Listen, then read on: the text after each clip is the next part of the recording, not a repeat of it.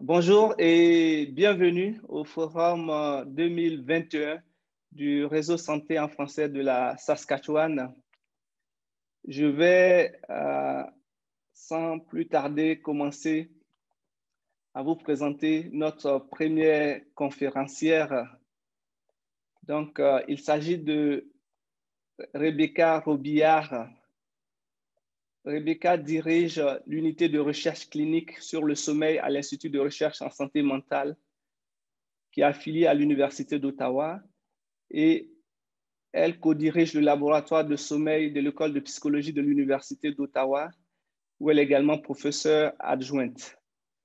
Les travaux de Rebecca Robillard visent également à optimiser le sommeil et les interventions chronobiologiques, ciblant les troubles mentaux en portant une attention particulière à la dépression majeure. Son intervention de ce matin a pour titre « Impact de la pandémie sur la santé mentale et le sommeil ». Donc, Rebecca, je vais te laisser la parole. Et merci d'avoir accepté de participer à notre forum de cette année. Merci beaucoup. Merci pour la belle introduction puis cette opportunité de venir discuter du sommeil ce matin dans le contexte aussi de la santé mentale.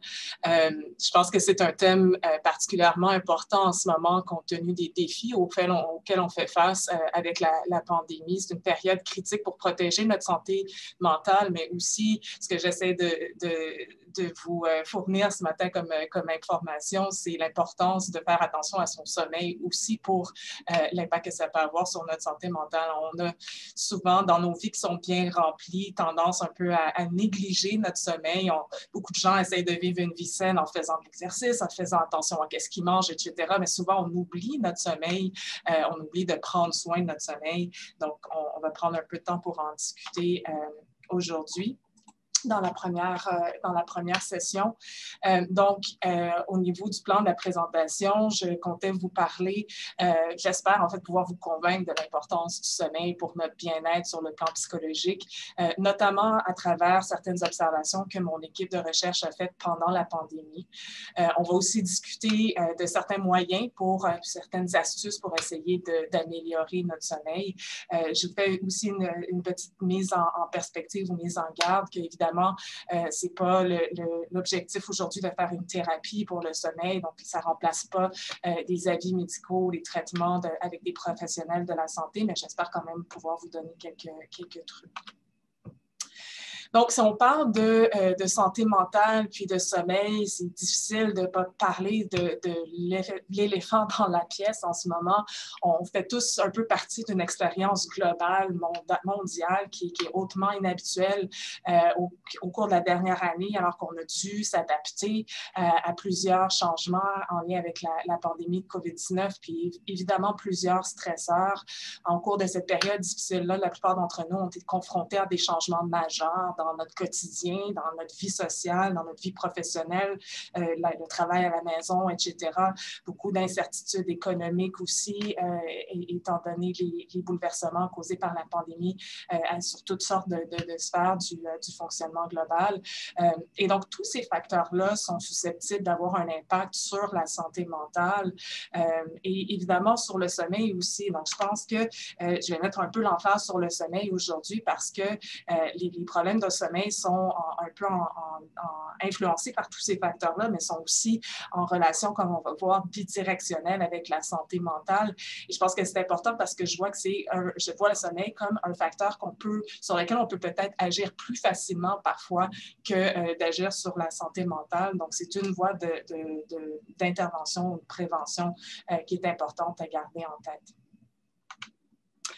Donc, pour illustrer un peu le cas, je vous présente quelques-unes des conclusions qu'on a observées dans une de nos dernières études dans un échantillon de plus de 5500 Canadiens qui ont partagé leurs expériences avec nous au cours de la première vague de la pandémie.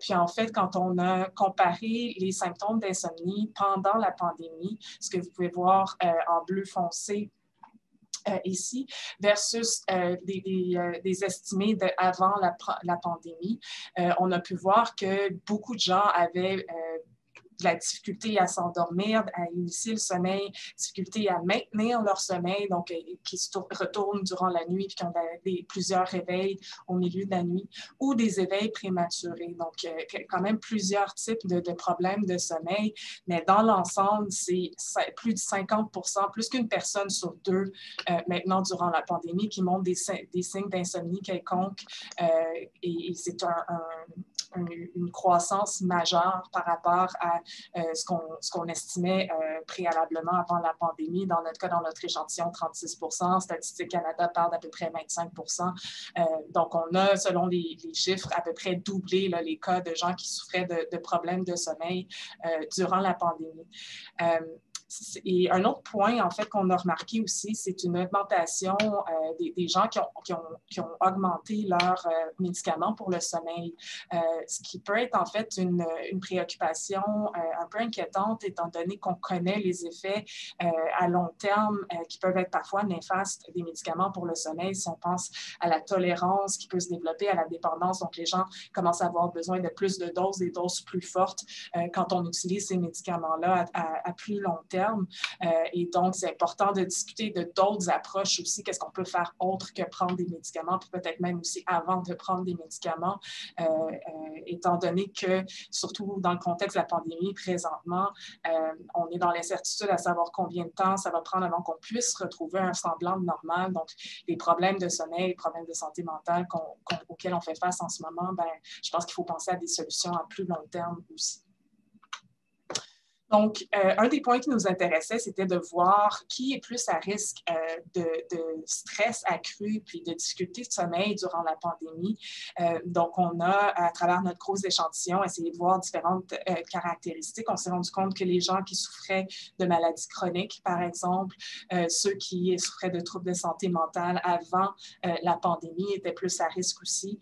Les gens qui se réveillent plus tôt, les femmes, les personnes plus jeunes, ceux qui travaillent, surtout ceux qui travaillent avec le public, les personnes qui ont des responsabilités familiales. Et donc, quand on met un peu tout ça ensemble, j'ai peine à ne pas voir l'image de la jeune mère de famille qui est à la maison en train d'essayer de conjuguer l'adaptation au travail à la maison avec la vie familiale, les enfants qui sont sur Zoom pour l'école, etc. Donc, c'est certainement des nouveaux défis qui pèsent lourd pour plusieurs personnes. Puis, en fait, je mets l'emphase sur ces derniers points en bas, en bleu. Donc, on a vu aussi que les gens qui buvaient plus d'alcool, ceux qui consacraient moins de temps à l'exercice physique ou aux activités récréatives même, et les gens qui passaient plus de temps à regarder la télévision étaient aussi plus à risque pour des problèmes de stress et des problèmes de sommeil. Je mets l'emphase là-dessus parce qu'en fait, si on y pense, ce sont tous des facteurs qui sont jusqu'à un certain point contrôlables, sur lesquels on a un impact concret et donc qu'on peut peut-être plus facilement modifier si maintenant qu'on comprend l'ampleur du problème puis de la contribution au problème que ces facteurs-là ont. Et on y reviendra certainement un peu plus tard tout à l'heure. Donc, une chose importante qu'on a observée dans cette étude-là, c'est que tout le monde n'a pas réagi de la même façon au stresseur qu'est la pandémie. On a vu des profils de sommeil très différents d'un individu à l'autre, bien que la plupart des gens, et beaucoup de gens qui ont montré des problèmes de sommeil, d'autres ont en fait réussi à mieux dormir pendant la pandémie que ce qu'on a observé avant la pandémie. Possiblement qu'on peut penser qu'il y a certains aspects du confinement pour plusieurs personnes qui peuvent en fait faciliter d'avoir des meilleurs horaires de sommeil. On sait qu'avant la pandémie, au niveau populationnel, puis c'était le cas chez les Canadiens comme pas mal dans plusieurs pays industrialisés, avec le fil de vie qu'on vit, plusieurs gens étaient privés de sommeil avant même la pandémie. Donc maintenant, le fait que peut-être certains ont travail à la maison, on pas à se lever trop tôt pour aller se jeter dans le trafic, puis perdre du temps avant d'aller travailler. Donc, peut-être qu'on gagne certaines heures de sommeil avec un peu plus de flexibilité dans nos horaires quotidiens. Donc, il faut aussi soulever les bons côtés. On pense aussi notamment à nos adolescents qui sont, puis nos jeunes adultes qui souvent, juste par le décours normal du développement du cerveau puis du système de sommeil, du système de notre horloge biologique, ont tendance à toujours rouler un petit peu plus tard. Donc, leur horloge biologique est un peu en retard, donc tendance à se coucher plus tard, mais à se lever plus tard aussi. Et donc, les horaires d'école, par exemple, qu'on va leur imposer, normalement, sont peut-être pas tout à fait indiqués puis les plus appropriés pour leur permettre de fonctionner le plus optimalement possible. Ça, en fait, je prends quelques minutes pour en glisser un mot parce qu'on sait que c'est un phénomène qui est aussi associé à toutes sortes de challenges puis de difficultés, pas juste sur le plan de la performance à l'école, mais aussi sur le plan, par exemple, de l'humeur, des troubles mentaux, etc. Donc, il y a plusieurs études, je pense qu'on est en retard là-dessus au Canada, aux États-Unis, il y a beaucoup de lobbying qui s'est fait pour essayer d'encourager les écoles et milieux scolaires à devancer, à retarder, pardon, l'heure du début de l'école, puis ils ont déjà vu des impacts assez majeurs, tant sur la performance à l'école que sur plusieurs indices de la santé et de la santé mentale aussi des jeunes. Donc, un point, peut-être une observation, puis je vous vole un peu le punch de certains de mes collègues qui ont fait des études spécifiquement sur ces groupes-là, puis qui ont en fait vu qu'effectivement, surtout chez les plus jeunes, les préadolescents, on voit qu'ils ont gagné en sommeil et donc ils s'en portent mieux aussi. Donc, volet bonne nouvelle, mais n'en demeure pas moins que pour plusieurs personnes, ça reste une situation difficile en ce moment puis qui va affecter leur sommeil. Mais ce que je veux essayer d'illustrer ici, c'est que ça peut affecter le sommeil de différentes façons. Donc, on a vu en fait trois types de dormeurs pendant la pandémie. On a nos lèvres tard,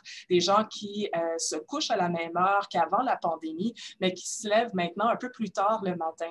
Donc, qui se trouvent en fait augmenter la fenêtre de sommeil qu'ils ont. On a le groupe des couches tard qui se couchent et se lèvent plus tard aussi. Ils ont augmenté un petit peu leur fenêtre de sommeil, pas de façon drastique, mais en gros, ce qu'on observe, c'est un délai, on repousse plus tard la période de sommeil. On a aussi un groupe de petits dormeurs qui, eux, se couchent plus tard, mais n'arrivent pas à dormir plus tard le lendemain matin. Donc, ils se lèvent plus tôt, en fait, même qu'ils se levaient avant la pandémie. Donc, ils se retrouvent, en fait, à diminuer leur fenêtre de sommeil.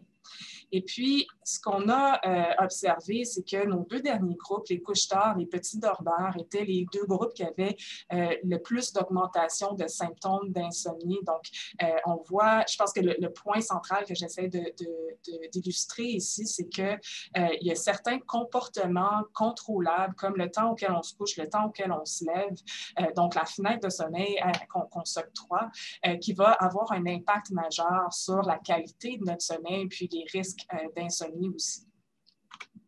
Puis, un autre point important à soulever, c'est aussi que ces différents profils de sommeil-là avaient des réponses psychologiques très différentes aussi à la pandémie. Ce que vous pouvez voir ici, c'est le pourcentage de personnes qui ont eu une aggravation significative suite à la pandémie au niveau du stress, de l'anxiété ou de la dépression dans nos trois groupes de dormeurs. Puis, le groupe des gens qui se couchaient plus tard, puis des petits dormeurs que vous voyez en bleu plus foncé ici, et avait en fait des indices plus prononcés dans tous nos indices de santé mentale par rapport au groupe bleu clair qui, eux, avaient maintenu un meilleur sommeil. Donc, ça correspond fortement à ce qu'on sait être une relation bidirectionnelle entre le sommeil et les émotions. Je pense que je parlais tout à l'heure d'un peu d'une expérience globale et fortuite, là, mais ça nous rappelle à nos modèles puis à ce qu'on savait bien, mais là, on le voit à une échelle beaucoup plus large que vraiment la façon dont les gens parviennent à dormir ou pas a une influence majeure sur comment ils se sentent aussi. D'un côté, les changements de sommeil peuvent affecter certains centres du cerveau qui sont impliqués dans la régulation des émotions, par exemple. Ça va générer des biais, même dans la façon dont on va traiter l'information émotionnelle. Ça nous rend plus sujets aux ruminations, en ces idées noires qui peuvent nous tourner dans la tête, dont on a de la difficulté à se dégager. Ça modifie notre niveau d'énergie. Donc, tout ça va venir faire en sorte que ça va venir affecter notre humeur. Puis, d'un autre côté, les changements de notre humeur durant la journée vont aussi influencer la façon dont on va être capable de dormir faire par la suite. Donc, il y a cette espèce de cercle vicieux qui finit par se créer entre nos problèmes de sommeil puis nos problèmes de santé mentale. Puis ce petit dessin animé-là nous dit un peu tout. Là. Tu devrais aller te coucher et essayer de dormir pour que je puisse te remémorer tous tes problèmes. Alors, c'est comme si notre cerveau nous jette toutes ces pensées négatives, toutes ces inquiétudes-là dès que notre tête touche l'oreiller, là, dès qu'on veut que le cerveau comme se shut down. C'est le moment où est-ce que parfois on a toutes ces pensées-là intrusives qui sont difficiles donc c'est difficile de se dégager. Puis en fait, d'une certaine manière, c'est un peu ce qui se passe au niveau biologique, au niveau du cerveau.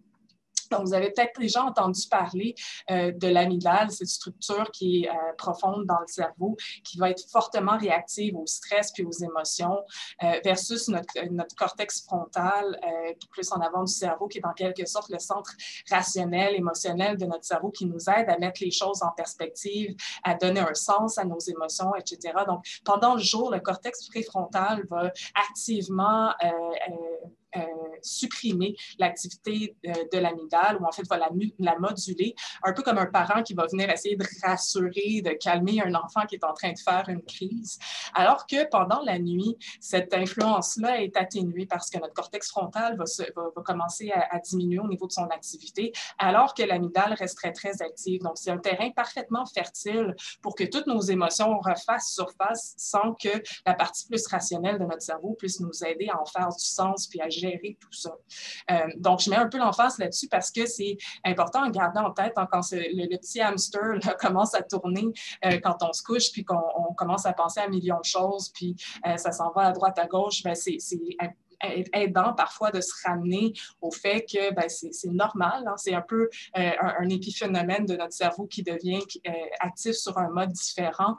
Donc, il faut prendre conscience de ces pensées-là, puis les mettre à côté parce que c'est important de réaliser que le soir, la nuit, c'est pas du tout le meilleur moment pour essayer de régler des problèmes, pour essayer de faire du troubleshooting ou de réfléchir à ce qui va pas bien dans notre journée parce que, justement, notre cerveau n'est pas bien équipé pour le faire. Donc, il faut mettre ça sur la table de chevet. Les problèmes vont nous attendre le lendemain matin.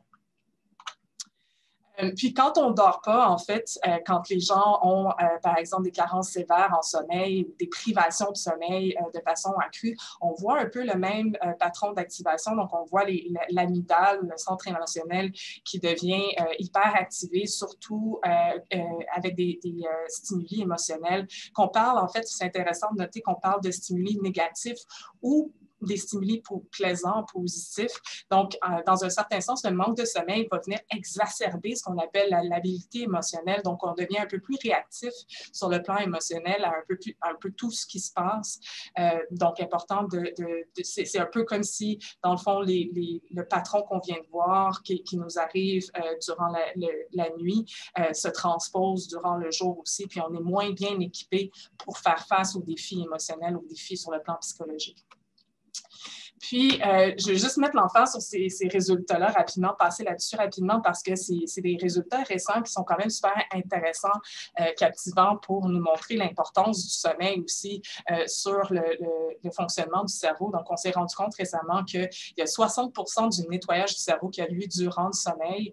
Pendant l'éveil, on accumule progressivement plusieurs neurotoxines qui vont venir un peu ralentir le fonctionnement du cerveau puis l'affecter. Alors que pendant le sommeil, l'espace entre les neurones, entre les cellules du cerveau, va venir se dilater pour permettre au liquide cérébrospinal de circuler jusqu'à 20 fois plus vite pour vraiment plus efficacement faire le nettoyage de ces neurotoxines-là. Donc, durant le jour, le lendemain matin, on est mieux équipé pour utiliser notre cerveau à son plein potentiel. Donc, maintenant que j'espère que je vous ai convaincu, si ce n'était pas déjà le cas, de l'importance du sommeil pour un paquet de choses, mais aussi pour la santé mentale, qu'est-ce qu'on peut faire pour essayer de protéger, d'améliorer son sommeil? Donc, on commence avec ce qui est peut-être plus évident, puis que vous savez peut-être déjà, mais quand on parle d'hygiène de sommeil, donc quels facteurs qu'on peut faire dans notre vie au quotidien pour essayer d'avoir un meilleur sommeil. Donc, la caféine, c'est stating the obvious, mais je pense que ce que plusieurs personnes ne gardent pas en tête, c'est le fait que la caféine va rester dans notre système pendant plusieurs heures.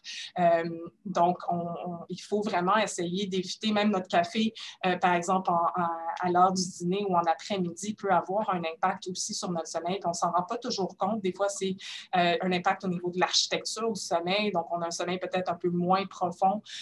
Donc, des fois, les gens nous disent « Ah, ben moi, le café, c'est pas ça qui va m'empêcher de m'endormir. » Il y a peut-être d'autres aspects qui vont être touchés par la suite sur le sommeil.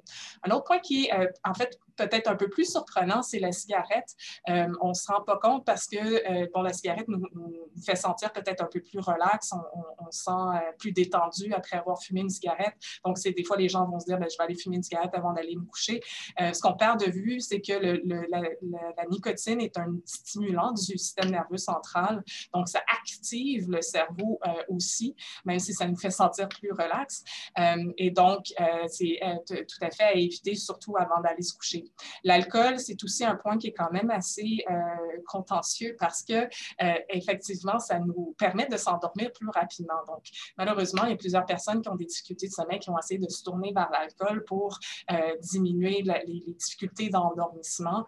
Et, bien, effectivement, c'est efficace pour ça. Mais par contre, ça va venir vraiment augmenter les réveils par la suite durant la nuit, même ce qu'on peut appeler des micro-éveils, donc des éveils pour lesquels on ne s'en rendra pas compte, mais ça va venir fragmenter le sommeil, ça va venir alléger le sommeil aussi, donc moins de sommeil lent profond, donc un sommeil de moins bonne qualité, puis avec des réveils plus prononcés par la suite, dont on ne se rappellera pas nécessairement. Donc, vraiment à faire attention aussi, puis à limiter l'alcool.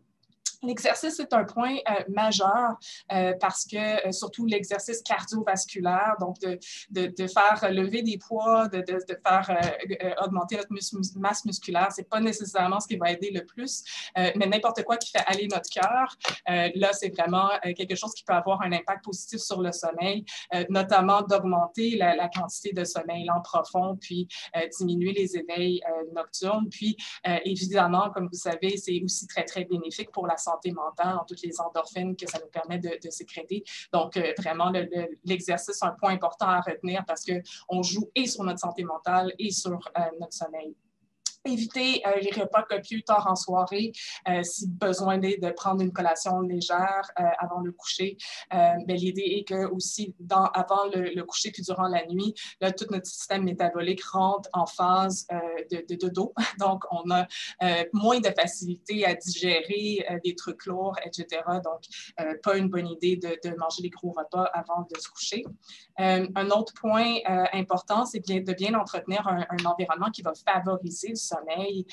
Donc, faire attention à nos draps, nos oreillers, s'assurer que la chambre est bien isolée au niveau de la lumière, la température. On ne veut pas une chambre qui est trop chaude non plus parce qu'on a une diminution de notre température centrale durant le sommeil. Donc, on veut s'assurer que la température de la pièce nous permet de faire ça aussi, faire attention au bruit. Donc, vraiment protéger notre environnement de sommeil.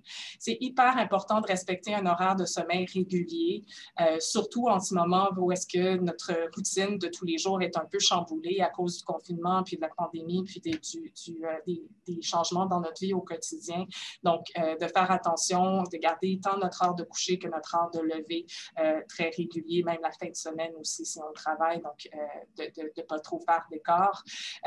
Essayer de ne pas avoir de réveil matin visible dans la chambre. Les réveils matins, c'est rarement des annonceurs de bonnes nouvelles. Soit il est trop tard, puis on commence à se stresser parce qu'il faut se lever dans quelques heures, puis on n'arrive pas bien à dormir. Soit il est très tôt, puis on est découragé de toute la période auquel on doit faire face avant que la journée du lendemain commence. Donc, habituellement, on suggère aux gens de retourner, par exemple, le réveil matin de l'autre côté pour pas qu'on puisse voir l'heure. Donc, on essaye de ne pas focusser sur l'heure qu'il est présentement. Éviter de ruminer au lit, évidemment, puis essayer de se mettre dans un état d'esprit qui est propice au sommeil avant le coucher. Par ça, je veux dire concrètement d'essayer de planifier au moins une heure ou deux, si vous pouvez vous le permettre, pour se détendre avant d'aller se coucher. Créer un espèce de rituel de préparation au sommeil. Donc, par exemple, de préparer certaines activités qui sont calmes, que vous appréciez, qui ne sont pas stimulantes, par contre. Évidemment, on veut essayer d'éviter de s'exposer aux nouvelles, surtout ces temps-ci. Là, on voit dans plusieurs études que le degré d'exposition aux nouvelles pour la COVID vont venir avoir un impact majeur sur la santé mentale et le sommeil. Donc, les nouvelles, oui, il faut se tenir au courant, évidemment, mais avant le dodo, c'est peut-être pas le meilleur moment de faire le fil sur toutes les nouvelles choses qui se passent au niveau de la COVID. Je veux aussi parler quand même de l'horloge biologique, donc cette horloge qui est dans notre cerveau, qui va réguler et notre cycle éveil-sommeil, mais aussi un paquet d'autres fonctions. Puis on se rend compte de plus en plus à quel point c'est important aussi pour la santé mentale. Donc notre horloge biologique dans le cerveau a tendance à avoir un petit peu de retard. On roule en moyenne chez l'humain à une période de 24,18 heures au lieu de 24,00 heures, ce qui fait en sorte que si on s'isole complètement du monde, notre horloge qui suit son rythme à elle, va toujours faire en sorte qu'on va avoir tendance à se coucher un petit peu plus tard, puis à se lever un peu plus tard. Puis en fait, c'est qu'on va utiliser certains cues ou certains indices dans l'environnement pour pouvoir ramener notre horloge à un cycle de exactement 24 heures. Puis, je mentionne ça parce que je trouve que c'est très similaire à ce qui se passe en ce moment. Comme on a vu au début, on voit que plusieurs gens ont tendance à avoir un cycle d'éveil-sommeil qui va être plus tard, qui va être retardé. Ils vont se coucher plus tard, ils vont se lever plus tard pour ceux qui peuvent. Et donc, ça me suggère que pour plusieurs, il y a un problème au niveau de l'horloge biologique. Ce n'est pas surprenant étant donné que notre relation avec les synchroniseurs externes, les indices externes qui viennent resynchroniser notre horloge biologique est perturbée en ce moment. On parle par exemple de l'heure des repas, des activités quotidiennes, du travail, de nos patrons de sociabilisation. Donc évidemment, en ce moment, c'est plus limité que ce l'était avant. L'exercice est un autre gros synchroniseur important aussi. Donc si on est capable de faire l'exercice à des heures régulières pour donner un ancrage à notre horloge biologique, ça peut être très aidant aussi. Mais la lumière est probablement le synchroniseur le plus puissant et on ne s'en rend pas compte en fait, mais même si on compare par exemple notre environnement de travail pour la plupart des gens dans des bureaux, etc. versus à la maison, bien souvent à la maison on est exposé en fait à un peu moins de lumière. Puis juste le fait qu'on a tendance peut-être à être un peu plus casanier et rester plus dans la maison, donc on s'expose moins à la lumière de l'extérieur, donc changement aussi dans nos patrons d'exposition à la lumière qui ont probablement des effets sur notre santé mentale et notre sommeil. Donc, ce qu'on veut faire, en fait, c'est réduire la lumière à laquelle on est exposé en soirée parce que, et ça inclut, en fait, nos écrans d'ordinateur, nos téléphones, les tablettes, etc., parce que ce sont tous des petites lampes dans un certain sens. Et donc, le fait de s'exposer à la lumière en soirée, ce que ça fait concrètement, ça vient supprimer nos hormones de sommeil. Donc, ça fait en sorte que notre cerveau est encore moins prêt, notre corps est moins prêt à rentrer dans une période qui va être permissive pour le sommeil. Par contre, le matin, c'est là qu'on veut essayer le plus possible d'augmenter la lumière. Donc, je vous mets ici quelques exemples de boîtes lumineuses ou même maintenant, on a des lunettes avec des lumières intégrées pour essayer d'augmenter la lumière auquelle on peut être exposé. Mais la façon la plus simple peut-être, puis qui est quand même très efficace aussi, c'est de sortir dehors, d'aller profiter du soleil à l'extérieur. Si on peut en plus combiner ça avec l'activité physique, ben, tant mieux. En fait, on voit que là, on a des effets qui sont encore plus forts, tant sur le sommeil que sur la santé mentale. Puis je voulais rapidement, je vois le temps qui passe. Est-ce que j'ai encore quelques minutes? C'est bon. Oui, OK, parfait. Je voulais vous parler aussi de la thérapie cognitivo-comportementale pour l'insomnie, qu'on appelle souvent en plus court TCCI ou CBTI, Cognitive Behavioral Therapy en anglais, parce que, bon, tous les trucs qu'on vient de voir, ça peut être aidant pour beaucoup de gens, mais parfois, quand on a des problèmes de sommeil qui persistent, qui sont plus sévères, ben, c'est pas suffisant. Il faut aller chercher de l'aide professionnelle. Et donc, la thérapie thérapie cognitivo-comportementale pour l'insomnie, on sait que c'est très efficace. Ça a été étudié maintes et maintes fois et même plus efficace à long terme, par exemple, que les médicaments pour le sommeil. Mais malheureusement, c'est très peu connu encore aujourd'hui. Puis il y a malheureusement trop peu de cliniciens qui sont formés dans ces techniques-là. Donc, même les docteurs ou souvent en médecine familiale vont avoir tendance à prescrire parce qu'ils ne connaissent pas l'existence ou ils n'ont pas de ressources pour pouvoir livrer la thérapie cognitivo-comportementale pour l'insomnie. Donc, je voulais juste vous donner quelques indices de comment ça fonctionne un peu. Donc, ce n'est pas le type de thérapie allongez-vous et racontez-moi votre enfance, là. On est vraiment dans des trucs très concrets, pratico-pratiques pour essayer de venir influencer le sommeil. Et on se base vraiment sur ce qu'on sait au niveau des modèles d'insomnie, comment l'insomnie chronique se développe. Donc, dans ce que vous avez ici, c'est nos modèles chroniques au niveau de la sévérité de l'insomnie versus le temps qui passe. Donc, on sait que pour tout le monde, on a certains degrés de facteurs prédisposants pour l'insomnie. Donc, que ce soit, par exemple, sur le plan génétique, que ce soit le fait simple qu'on soit une femme ou qu'on soit un peu plus âgé qui nous met plus à risque pour l'insomnie. Donc, souvent, des choses qu'on ne peut pas changer activement, ça fait partie de nous, puis ça nous met plus ou moins à risque pour l'insomnie. Et là, tout à coup, arrive un facteur précipitant. Par exemple, une pandémie, qui va faire en sorte que nos problèmes d'insomnie, nos problèmes de sommeil vont augmenter rapidement et puis peut-être passer un certain seuil pour dire que là, on est rendu dans un profil d'insomniaque. Pour beaucoup de gens, après un certain temps, quand les problèmes de sommeil les problèmes avec ce facteur précipitant-là vont se résorber, les problèmes de sommeil aussi peuvent s'atténuer, se résorber, revenir à leur normal. Mais pour d'autres, on va voir apparaître des facteurs perpétuants, donc des changements dans nos façons de faire, nos façons de penser, qui vont faire en sorte que l'insomnie va se maintenir à travers le temps, même si la situation qui posait problème au départ est disparue. Donc, les facteurs perpétuants, c'est plus, on peut pas avoir d'influence, comme on disait tantôt, sur nos facteurs prédisposants. C'est ça qui est ça. Les facteurs précipitants, bien, on ne peut pas éviter les stresseurs de façon absolue, mais les facteurs perpétuants, c'est des choses qu'on peut peut-être, sur lesquelles on peut avoir plus un impact. Donc, c'est vraiment là qu'on va venir travailler. Donc, dans notre modèle d'insomnie, on se rend compte que les gens vont commencer à avoir des signes d'insomnie, ils vont commencer à devenir inquiets par rapport à leur sommeil, ils vont développer des fausses croyances par rapport au sommeil aussi. Ça va les mener à déployer plusieurs efforts pour contrôler leur sommeil, souvent mener à ce qu'on va considérer comme étant des mauvaises habitudes de sommeil. Et puis, tout ça va renforcer, en fait, l'insomnie. Donc, on rentre dans un autre cercle vicieux qui va faire en sorte que l'insomnie va se cristalliser, se maintenir dans le temps.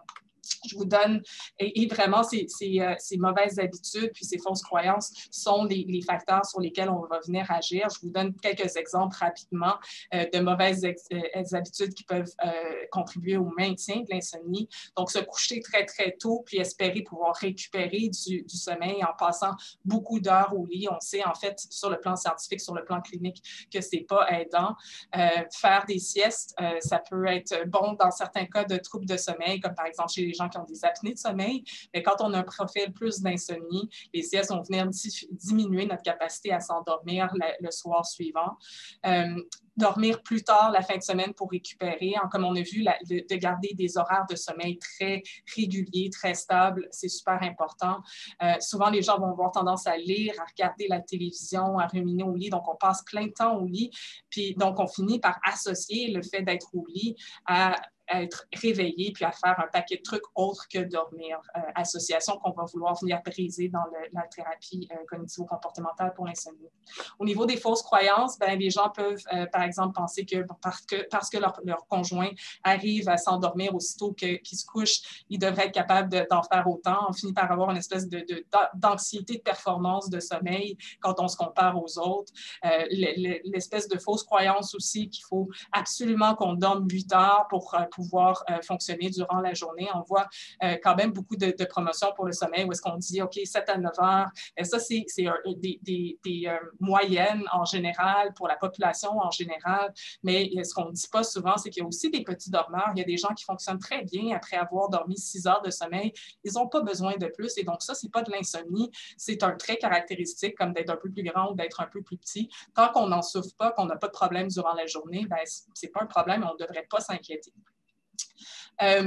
Et là, je veux juste aussi faire un wrap-up rapide. Donc, on a parlé de différentes astuces pour un meilleur sommeil. Je remets l'emphase sur le fait de maintenir un horaire de coucher, de lever régulier, réduire notre consommation d'alcool, faire attention aux cigarettes ou aux autres stimulants comme la caféine, par exemple.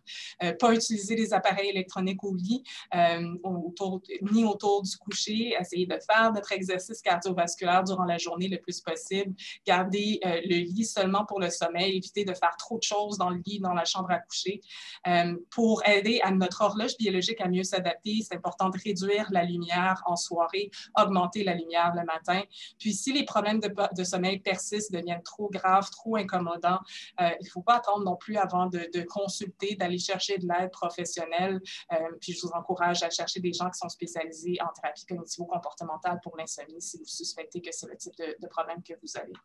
Et donc, sur ça, je vous remercie pour votre attention. Je vous souhaite un bon sommeil. Je vous mets aussi quelques ressources, notamment le site Dormez là-dessus Canada, qui a été monté par toute la communauté canadienne en sommeil, qui comprend une foule d'informations sur quoi faire, quoi ne pas faire, qu'est-ce qui se passe durant la pandémie, etc.